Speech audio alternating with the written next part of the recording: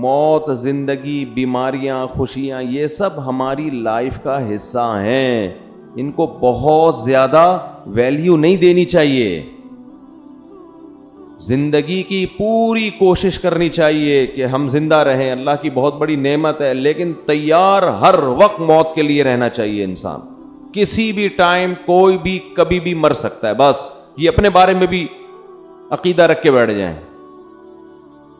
जब कब्रिस्तान से गुजरे ना तो थोड़ी देर ठहर जाया करें, वहां पे मुर्दों को देखें, अंधेरों को देखें। कब्रिस्तान रात में जाने में ज्यादा इबरत होती है। कल एक साहब कहने लगे, मैं कब्रिस्तान से गुजर रहा था रात को, मुझे तो बड़ा खौफ आया। मैंने कहा ये तो कुछ भी नहीं है भाई, ये अंदर की जो पोजीशन है ना, वो इससे बोलो भाई, ऊपर जो तुम्हें खौफ आ रहा है तो कुछ भी नहीं है। असल तो प्रोग्राम कहां हो रहा है, जो डराने हो रहे हैं ना प्रोग्राम, वो अंदर हो रहे हैं। और जो कब्र खोल के देखो ना, तो उसमें कह रहे थे, हाँ वो मुझे कह रहे थे कि मुझे हड्डी नजर आई इतनी बड़ी, घुटने की, टांग की, एक इंसान की ना कब्रिस्तान में, यही वाला। तो वो कहने लगे यार ये हड्डी ना पूरी उसकी, ये घुटने से लेके नीचे तक। तो मैंने और डरा दिया, रमजान था, हमने कहा भी थोड़ा सा खौफ का है, हमने और डरा दिया उसको। हमने कहा देख लो, ये आदमी सुबह सुबह नहा धो के कोट टाई लगा के ऑफिस जाया करता होगा। अब मुझे क्या पता कोई रक्शे वाला था, टैक्सी वाला था, या कोई बहुत बड़ा ऑफिसर था, लेकिन ऑफिसरों का भी हाल बहरहाल होता तो यही है ना। तो मैंने कहा ये सुबह सुबह नहा धो के कोट टाई में परफ्यूम लगा के अपनी लैंड क्रूजर में बैठ के जाता होगा। और अब क्या हाल हुआ है, उसकी हड्डी निकाल निकाल के लोग दिखा रहे हैं कि ये कब्रिस्तान से क्या निकली है। वो है भाई, बोलो भाई, हड्डी। कल हमारा भी यही हाल होगा। और ये तो अभी अच्छी कंडीशन में है, हड्डी से पहले क्या हाल था, जब लाश में कीड़े पड़ते हैं और सड़ती है लाश और फूलती है और फटती है। 2 मिनट में इंसान की औकात पता चल जाती है, ये है क्या, ये फन्ने खान बना फिर रहा था। और अब कैसे दफनाते हैं ना लोग, बदबू ना आ जाए लाश में, इसको दफनाओ जल्दी, मिट्टी डालो इसके ऊपर। थोड़े दिन तक उसकी हिफाजत होती है कब्र की, उसके बाद भूल जाते हैं। और गोरकन इसका ऐसा फायदा उठाता है एक एक कब्र में। ये तो क़यामत के दिन जब पापोश के कब्रिस्तान से और ये मोहम्मद शाह के कब्रिस्तान से जब मुर्दे उठेंगे, तो पता चलेगा कि आधी आबादी तो एक ही कब्रिस्तान से उठ रही है। एक एक कब्र से 25-25 लोग निकल रहे हैं। एक एक कब्र में जो है ना गोरकन कई कई मुर्दों को डाल रहा है। वो भी परेशान है कि यार इतने मुर्दे किधर ठिकाने लगाऊं मैं। तो ये हाल है इंसान का, हड्डियां निकल रही हैं, लाश, किसी के कोई उंगली निकल आएगी अंदर से, कैसा हाल होता है। और ये गनीमत है। लेकिन इस कब्र के अंदर एक बरज़ख की कब्र है। जैसे जब आप सोते हो, आराम करते हो, एक आपकी वो कंडीशन होती है जो आप बिस्तर पे लेटे हुए हो, एक वो कैफियत होती है जो आप पर सोने की हालत में गुजर रही होती है। वो कैफियत ज्यादा अजीब है इस कैफियत से जो आपको नजर आ रही है। कुरान कहता है फिरौन की एक लाश वो है जो तुम्हें अजाइब घर में नजर आ रही है, वो भी इबरत की बात है। लेकिन एक आलम बरज़ख में फिरौन पे जो गुजर रही है ना, वो चीज तुम्हें नजर नहीं आ रही, वो इससे बहुत ज्यादा खतरनाक है। अन्नार युरदूना अलैहा गुदुव्वन व अशिया, वो आग है जिस पर फिरौन को सुबह और शाम जलाया जाता है। वो जलने वाला मंजर मुझे और आपको नजर नहीं आ रहा, वो इससे ज्यादा डेंजरस है। तो बरज़ख की भी एक हयात है, बरज़ख की भी एक जिंदगी है। कब्रिस्तान के नीचे आग भी है और अल्लाह ने जन्नत के बागात भी रखे हैं उसमें। जो मुर्दे के ऊपर जो कैफियत गुजर रही होती हैं, वो इससे ज्यादा खतरनाक है। एक रिवायत में आता है, आप सल्लल्लाहु अलैहि वसल्लम ने फरमाया, अगर तुम कब्र के अंदर के हालात को देख लो तो मुर्दों को दफनाना छोड़ दो, ये हाल हो जाए।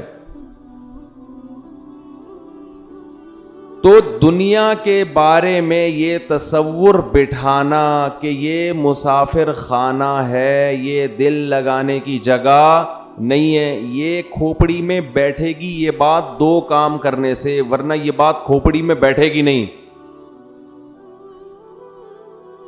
एक तो रोजाना सोचना चाहिए और मौत का तज़किरा बार बार करना चाहिए, कब्रिस्तान बार बार जाना चाहिए। इस अमल से इंसान को यह एहसास होता है कि मैं दुनिया में रहने के लिए नहीं आया।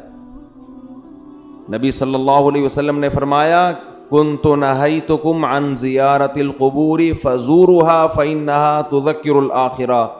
मैंने तुम्हें कब्रिस्तान की ज़ियारत से मना किया था। लोग पहले बिदअतें करते थे, वहाँ शिरक होता था।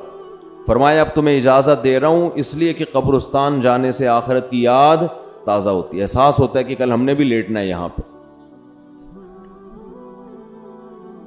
दूसरा काम जिससे दुनिया की मोहब्बत कम होती है वो है अल्लाह की राह में माल खर्च करना। खर्च करने का जज्बा पैदा करना चाहिए।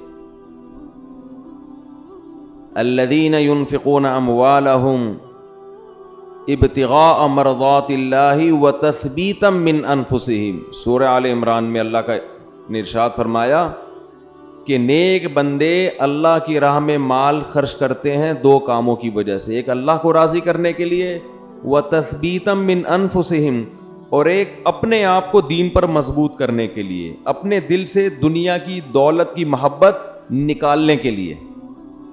ये जो नोट होते हैं ना, नोट कड़क कड़क, पहले ज़माने में सूफिया किराम अपने मुरीदों के दिल से दुनिया की मोहब्बत निकालने के लिए उनसे नोटों को जलवाया करते थे।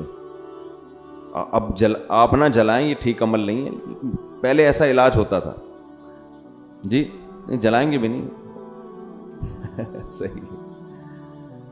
तो वो ऐसे जलवाते थे। हमारे हजरत पूरा वो बताया करते थे ना कि जैसे 5,000 का कड़क नोट लिया, अब जान अटकी भी है ना उस 5,000 के नोट में, तो इधर से आग लगाई ना किनारे से, आहिस्ता आहिस्ता, एकदम से नहीं जला दिया, आहिस्ता आहिस्ता जल रहा है, और उसको जलते हुआ देखें तो वो इधर जलेगा, इधर अंदर से क्या जलेगा, दिल।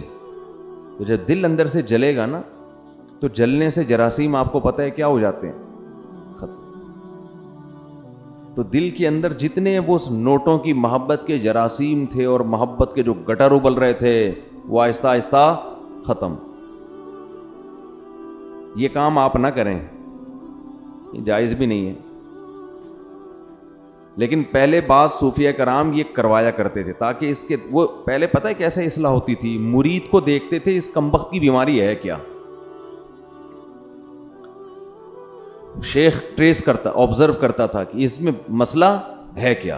वो कहते थे ये नमाज तो पढ़ता है, ये जनाब रिश्तेदारों से भी अच्छा सलूक करता है, सब कुछ ठीक है, लेकिन इसके अंदर फॉल्ट ये कि ये नोटों से बहुत ज़्यादा मोहब्बत करके बैठा हुआ है, इसको पैसों का नुकसान बर्दाश्त नहीं होता। फिर शेख और मुर्शिद ये करते थे इसके दिल से पैसे की मोहब्बत निकलवाओ। अब तो बहुत से शेख, सब नहीं, अच्छे तो हर जगह हैं, बहुत से शेखों के दिल में जितनी पैसों की मोहब्बत होती है इतनी तो मुरीदों के दिल में नहीं होती। वो शेख अपने मुरीद की जेब पे नज़र रख के बैठा होता है, कमबख्त ने 6 साल हो गए आज तक हदिये के नाम पे 1 रुपया भी नहीं दिया है। आज खर्च करने के जो फ़ज़ाइल बयान किए जाते हैं उसका मतलब होता है मुझे दो, सही है ना। क्या मतलब होता है, जब बड़ा भाई छोटे को समझा रहा हो या छोटे बड़ा को समझा रहा हो कि इस्लाम में खर्च करने की बहुत फजीलत है, तो इसका मतलब है मुझे पैसे दो। इसका मतलब क्या होता है मुझे पैसे दो। बीवी शौहर को जब समझा रही होती है कि इंसान को सखी होना चाहिए, खुला हाथ होना चाहिए, इसका मतलब पैसे निकालो।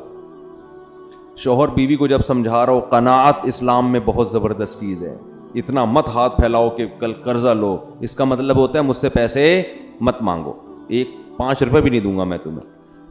तभी तो नसीहत का असर नहीं होता ना। क्या ख्याल है भाई, नसीहत का असर ही नहीं होता। अपने लिए सखावत होनी चाहिए, दूसरे के लिए कनात होनी चाहिए। हमारे यहां मामला क्या चल रहा है, उल्टा। तो कुरान कहता है कि हमारे नेक बंदे अल्लाह की राह में माल खर्च करते रहते हैं, तस्बीतम मिन अनफुसिहिम, अपने नफ्स की इस्लाह के लिए, अपने दिल से दौलत की मोहब्बत निकालने के लिए। अपने ऊपर भी खर्च करें, अपने रिश्तेदारों पे भी। सबसे पहला हक किसका है? रिश्तेदारों का। आज अपने ऊपर खर्च करने के लिए तैयार नहीं है, हैरत इस पर होती है। कंजूसी की इंतहा है या नहीं है? फिर जो अपने ऊपर खर्च करते हैं लोग उन पे उंगलियां उठा रहे होते हैं। इसके पास गाड़ी कहां से आई, इसके पास ये कपड़े कहां से आए, ये कहां से आया, वो कहां से आया। भाई हर आदमी तो जरूरी नहीं कि कंजूस होना, बाज लोगों को अल्लाह देता है तो वो खर्च करते हैं। आज अपने ऊपर खर्च करना भी एक मुसीबत बन गया है। अरबी में दो लफ्ज इस्तेमाल होते हैं, एक होता है शहीह और एक होता है बखील।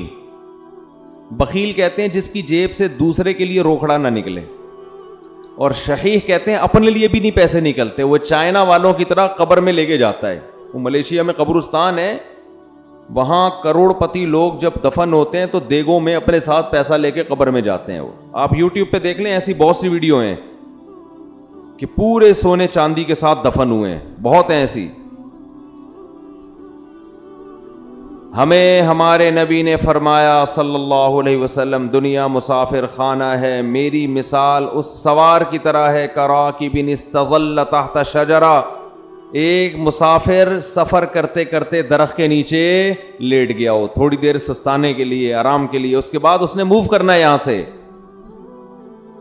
भाई हम करोड़ों साल से नहीं थे, लाखों करोड़, ये दुनिया बने हुए तो पता नहीं करोड़ों साल हो गए। आदम अलैहिस्सलाम को आए हुए हजारों साल, नूह अलैहिस्सलाम 950 साल तो खाली तबलीग की है उन्होंने। हमारी औकात क्या है? जुम्मा 8 दिन हुए हम लोग को दुनिया में आए हुए, और जाने में भी थोड़े दिन रह गए बस। घबराए नहीं, आपने घबराना नहीं है।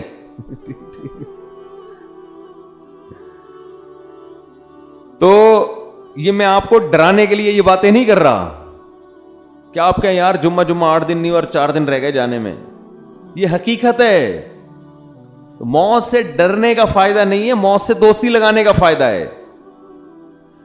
देखो, जिस डाकू ने पीछा करना ही हो, आप किसी महल्ले में रहते हैं, आपको पता चल गया यहां एक बंदा मेरे पीछे पड़ा हुआ है, मेरी हाथ धो के मारेगा वो मुझे या मुझे पकड़ेगा, तो आप महल्ला तब्दील कर लोगे? क्या ख्याल है कि भाई उस दहशतगर्द को तो महल्ले से निकाला नहीं जा सकता, खुद ही महल्ला तब्दील कर लो। जैसे ही आपने महल्ला तब्दील किया, वो दूसरे महल्ले में पहुंच गया, फिर वो आप तीसरे महल्ले में गए, वो वहां पहुंच गया। अब आप भाग भाग के थक गए, मगर वो आपका पीछा नहीं छोड़ रहा। तो फिर आप क्या करोगे? वही करोगे जो अमेरिका अफगानिस्तान में कर रहा है, मुज़ाकरात की दावत दोगे आप। क्या करोगे? बोलो भाई। कतर मुज़ाकरात होंगे। यार बैठो, आओ। वो तो कह रहे थे 20 साल पहले ये कर लेते मुज़ाकरात, लेकिन चलो देर आए दुरुस्त है। वो कहेगा आओ बैठो मुज़ाकरात करते हैं। तो आप भी यही करोगे ना उस डाकू के साथ कि भाई तुम्हें क्या मसला है, मेरी जान के पीछे हाथ धो के क्यों पड़ गया है? आओ बैठो, पैसे चाहिए, क्या चाहिए तुम्हें? तो आप मुज़ाकरात के जरिए कंप्रोमाइज की बोलो कोशिश करोगे कि यार इससे जान छुड़ाना मुश्किल नहीं है, फुल टेंशन है ये आदमी, बैठ के कुछ टॉक शॉक करके, कुछ बातें करके, कुछ दोस्ती लगाते हैं, दुश्मनी खत्म करते हैं। आखिरी नतीजा ये निकलेगा कि नहीं निकलेगा? तो कुरान कह रहे कोई आम डाकू तुम्हारे पीछे क्या लगेगा, इनमा तकूनु युद्रिकुल मौत, मौत जैसे तुम्हारा पीछा कर रही है ना, पैसे दुनिया में पुलिस किसी का पीछा नहीं करती, समझ रहे हैं? वो भी एक वक्त के बाद आके छोड़ देती है। मौत ऐसा पीछा कर रही है, युद्रिकुमुल मौत, कुरान कहते हैं मौत ऐसे पकड़ेगी तुम्हें आके, इदराक करेगी तुम्हारा। वो जिस दिन से पैदा हुए हैं उसी दिन से पीछे पड़ी हुई है, और उसने बहुत कोशिश की हमको कब्र में उतारने की। बच्चा जब पैदा होता है, कई हादसात उसकी जिंदगी में आते हैं, बच जाता है।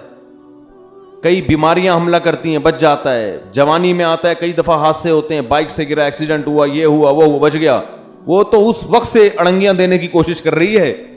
अड़ंगी समझते हैं? जब हम स्कूल जाते थे ना, तो एक दूसरे को अड़ंगी देते थे हम। अब तो बच्चे स्कूल भी ऐसे तमीज से जा रहे हैं, तमीज से आ रहे हैं, कोई ना अड़ंगी ना कोई शरारत, तो उनमें कोई सलाहियत ही पैदा नहीं हो रही, ऐसे मम्मी डैडी टाइप के बच्चे निकल रहे हैं।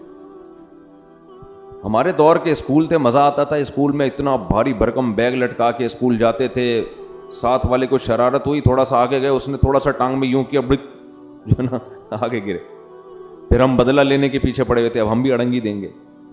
रास्ते में ही फड्डा हो रहा है, गुत्तम गुत्त मार रहे हैं एक दूसरे को, फिर सुलो हो रही है, फिर जा रहे हैं। इस तरह से हम पौने घंटे में स्कूल पहुंचते थे। फिर लेट होने की वजह से पीटी मास्टर खड़े हुए होते थे वहां पे, उनके सामने हाथ पे अब डंडे खाओ, लेट क्यों पहुंच, उससे हाथ मजबूत होते थे। हकीकत है ना। तो शूज उतारते थे एक दूसरे के, भाई शूज पहने हुए ना, पीछे उसके थोड़ा सा पांव रखें खुद ही उतर जाएंगे, आपको उतारने की जरूरत। अब वो बैठ के जो है ना शूज को सही कर रहा है, फिर लड़ाई हो रही है, फिर भड्डा हो रहा है।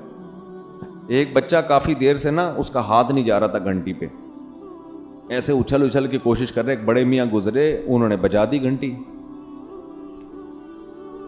और बच्चे से पूछा, बेटा हाँ बताओ क्या कह रहे हैं, अब भागो अब क्या करो, जो काम मैं कर रहा था मुझसे हुआ नहीं, आपने कर दिया, अब क्या करना है, भागो।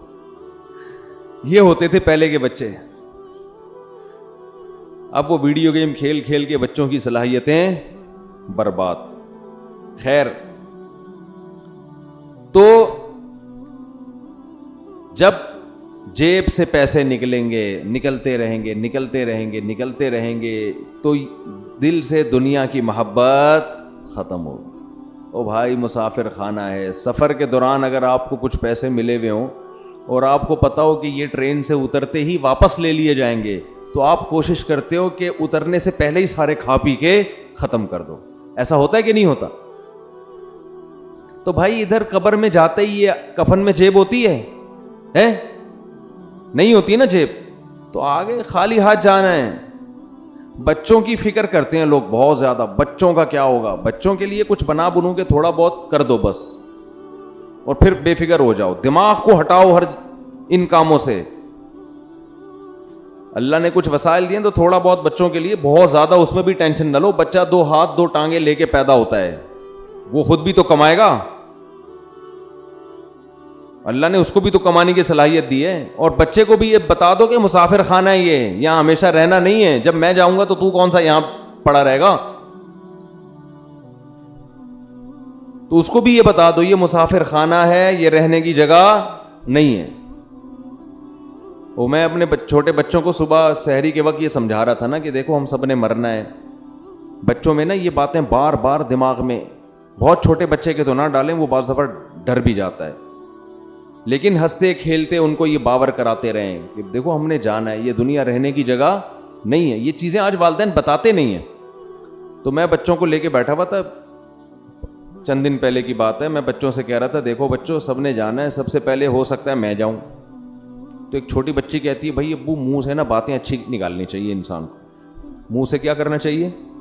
बातें अच्छी निकालनी चाहिए। मुझे हंसी आ गई, मैंने सोचा इसको यहां बिठा देता हूं कि अब आप नसीहत करो, हम सामने बैठते हैं जाके। बच्चे आजकल बहुत डेढ़ होशियार किस्म के पैदा हो रहे हैं। तो बच्चों को जब कहे ना ये मुंह से बातें अच्छी निकालनी चाहिए, क्या मौत मौत की बातें हैं, तो बोलो बेटा यही अच्छी बातें हैं मुंह से, जिंदगी की बातें अच्छी नहीं है। तो मैं ये कर रहा था, जिस डाकू ने आप पे पंजे गाड़ने ही है, पकड़ना ही है, तो उससे मुज़ाकरात करके दोस्ती लगा ली जाए ना, तो मौत एक ऐसा दुश्मन है जो किसी कीमत पे आपको माफ नहीं करेगा। तो इससे भाग नहीं सकते, इससे दोस्ती लगाई जा सकती है। मौत से बातें किया करें बैठ के, भाई कोई मसला नहीं है, जहां तुमने इतने लोगों को कब्र में उतारा मुझे भी उतार देना, तो लेकिन आप चाहती क्या हो मुझसे, ठीक है ना? प्रॉब्लम क्या है आपके साथ? मैं तो तैयार हूं गले लगाने के लिए।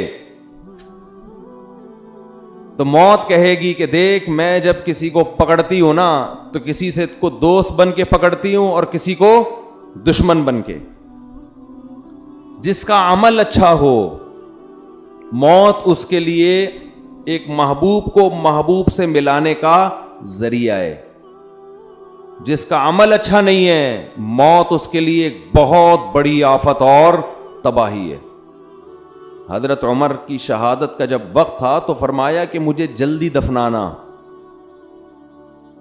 हदीस में आता है ना कि जब मुर्दे को हम लेके जा रहे होते हैं कब्र में, तो अगर वो अच्छी मैयत हो, नेक अमल हो, तो वो कहते हैं जल्दी लेके जाओ। वो बज़बान हाल ये कह रहा होता है। और अगर उसका अमल बुरा है तो कहते हैं मुझे कहां लेके जा रहे हो तुम। इंसान अपने अमल की तरफ जा रहा है, अमल की तरफ। इन्नका कादिहुन इला रब्बिका कदहन फमुलाकी। ए इंसान, तुम में से हर शख्स रब की तरफ एक अमल कर रहा है और अनकरीब उस अमल से उसकी मुलाकात होने वाली। जो कर रहे हैं उसी से मुलाकात होगी। तो अच्छा कर लो भाई, कुछ अच्छा कर ले ताकि मुलाकात हो तो खुशी हो। तो नबी सल्लल्लाहु अलैहि वसल्लम ने फरमाया इत्तकुन नारा वलौ बिशिक्कि तमरा। सदक़ात व खैरात का सबसे पहला फायदा क्या है? आपके दिल में दुनिया की मोहब्बत खत्म होगी और इससे दुनिया में सुकून मिलेगा, आप रिलैक्स हो जाएंगे। देखो, किसी को किसी से इश्क हो गया और उस इश्क की मुराद पूरी नहीं हो रही, तो सुकून के लिए क्या कहा जाएगा? उससे ताल्लुक खत्म कर दो, यही कहा जाएगा ना। दोस्ती खत्म कर दो ताकि इश्क खत्म हो जाए। इस वक्त डिप्रेशन और स्ट्रेस का सबसे बड़ा सबब दुनिया की मोहब्बत है। इंसान चाहते हैं मेरी सारी ख्वाहिशात पूरी हों, मौत के लिए वो जहनी तौर पर तैयार नहीं है। तो उसका हल ये कि इस मोहब्बत को खत्म करो। मुसाफिर खाना बोल बोल के खत्म करो। मुसाफिर खाना है भाई, मर जाएंगे, आज नहीं तो कल मरेंगे। वो फला मर गया तो अल्लाह मगफिरत फरमाए, सबने मरना है भाई, बस। मर गया तो क्या हुआ, आज हमने, कल हमने मरना है, कल आपने मरना है, सबने मरना है। कब्रिस्तान तो ऐसे ही आबाद होंगे। असल तो हमारी वो 6 फुट की, देखो राहत इंदौरी का शेर मैंने लाइव सुना था। 2 गज सही लेकिन मेरी मिल्कियत तो है, ए मौश तूने मुझको जमींदार कर दिया, औ कमा काल। कि 2 गज सही है और मेरी मिल्कियत तो है ना। तो ये शेर मैंने सुना और अभी राहत इंदौरी कहाँ है? उसी 2 गज की जमीन में। जब वबा आई थी कोरोना की, तो राहत इंदौरी का शेर आया था कुछ इस वबा के बारे में, और उसी वबा से राहत इंदौरी का इंतकाल हुआ कोरोना में। समझते हैं कि नहीं? तो आदमी बता रहा होता है और लेटा हुआ होता है खबर में, तो सब मर मर के भर रहे हैं खबरें, जा रहे हैं दुनिया से। तो इसका इस्तेहज़ार करना चाहिए और दिल से दुनिया की मोहब्बत निकालने के लिए वो नोट खर्च करें जिस पर आपका दिल सबसे ज़्यादा अटका हुआ हो। समझते हो? हदीस में आता है कि सबसे अफजल सदका वो है कि जिसमें सदका करने का दिल नहीं चाह रहा हो। बात आ रही है समझ में? सदका करने का, बोलो भाई, दिल नहीं चाह रहा हो, वो निकालो जेब से। और सहाबा ये भी पूछते थे कि कहाँ खर्च करें। नबी ने फरमाया, हाँ, पहला फ़ायदा मैं बता दूं कि दिल की इस्लाह होती है। दूसरा फ़ायदा, जहन को सुकून मिलता है, डिप्रेशन स्ट्रेस ख़त्म होती है। तीसरा फ़ायदा, अल्लाह का गज़ब ठंडा होता है। गुनाह इंसान से हो जाए, अल्लाह गज़बनाक होते हैं। आपने फरमाया आग से बचो, अगरचे खजूर का एक दाना सदका करके ही हो, कुछ ना कुछ करो सदका, ताकि अल्लाह का गज़ब क्या हो? ठंडा हो। तो बहुत सारे हैं। रमज़ान में चूंकि नबी सखावत का दरिया बना करते थे, तो रमज़ान में ज़्यादा करना है। करना कहाँ है, ये बहुत अहम सवाल है। सबसे पहला हक इस्लाम ने आपके गरीब तरीन रिश्तेदारों का बनाया है। आजकल गरीब लोग मार्केट में अवेलेबल हैं नहीं। पहले मैं ये बता दूं, आप गरीब तलाश करना मुश्किल का है, लेकिन इतने आसानी से नहीं मिलते, इसमें फ्रॉडी ज़्यादा मिलते हैं। तो अगर रिश्तेदारों में कोई वाकई मुस्तहिक है तो जन्नत कमाने का इससे बेहतर मौका आपके पास नहीं है। और रिश्तेदारों को तो वैसे भी हदिये दे दिया करो भाई। बहन भाइयों ने आपस में पैसों के तबादले छोड़ दिए, दावतें हो रही हैं जिनका कोई फायदा नहीं है। बुला के इतना कोरमा देख पका के सबको खिला दिया। वो पहले अपने घर में नहीं खा रहा क्या बैठ के? पैसों से जितनी हाजत पूरी होती है किसी की, इतनी दावतों से पूरी नहीं होती। तो पैसे दो भाई उनको। रिवाज ही खत्म हो गया कि भाई अपनी बहन को लिफाफे में डाल के पैसे दे दे। और रिश्तेदार जो करीबी है ना, इनके लिए मुस्तहिक होना जरूरी नहीं है। मुस्तहिक तो ज़कात के लिए जरूरी है, फिर वरना ज़कात अदा नहीं होगी। वैसे सदका देने के लिए सामने वाले का मुस्तहिक होना जरूरी नहीं है। अपने करीबी रिश्तों को आप हदिये के नाम पे लिफाफे में पैसे डाल के दे दिया करो। यह चीज हमारे मुआशरे में खत्म हो रही है। तहादउ तहाब्बु, आपने फरमाया एक दूसरे को हदिये दिया करो, इससे मोहब्बत बढ़ेगी। बजाय देने के क्या कर रहे हैं, उल्टा खा रहे हैं। तो सबसे पहला हक किसका है? करीब तरीन रिश्तेदारों का, फिर दीनी मदरसों का, फिर और जो भी अल्लाह ने आप जो भी खैर के काम है, हस्पताल हैं जो अच्छे काम कर रहे हैं, कहीं भी जहां आपका दिल खटकता है। लेकिन इतनी बात ज़रूर है कि अल्लाह ने जैसे ईमान वालों की ये सिफत बयान की कि ये नमाज पढ़ते रहते हैं, इसी तरह अल्लाह ने बताया कि इनकी जेब से अल्लाह के लिए पैसा निकलता रहता है। और ये पैसा आपकी जेब से निकल के ज़ाया नहीं हो रहा, अल्लाह के बैंक में इन्वेस्ट हो रहा है, अल्लाह की तिजारत में इन्वेस्ट हो रहा है। अल्लाह फरमाते हैं कि अल्लाह सखी है, वो बहुत ज़्यादा इसको बढ़ा चढ़ा के देगा। इसकी मिसालें दी, कमसली हब्बतिन, जैसे गंदुम का एक दाना, उसमें आपको लाखों दाने नज़र नहीं आएंगे, लेकिन आप ज़मीन में बोएं तो एक एक दाने से कैसे लाखों लाखों दाने पैदा होते हैं। तो ऐसे ही अल्लाह मुसलमान के सदक़ात और खैरात को फैलाता रहता है, फैलाता रहता है और बड़ा करता रहता है उसको। अल्लाह से दुआ है कि हमें उस जहन्नम की आग से बचने की फ़िक्र में अल्लाह सदक़ात व खैरात की तौफ़ीक़ अता फ़रमाए। और ज़कात के मसाइल उलमा से पूछ के अमल किया करें। वक्त पूरा हो गया। वमा अलैना इल्लल बलाग।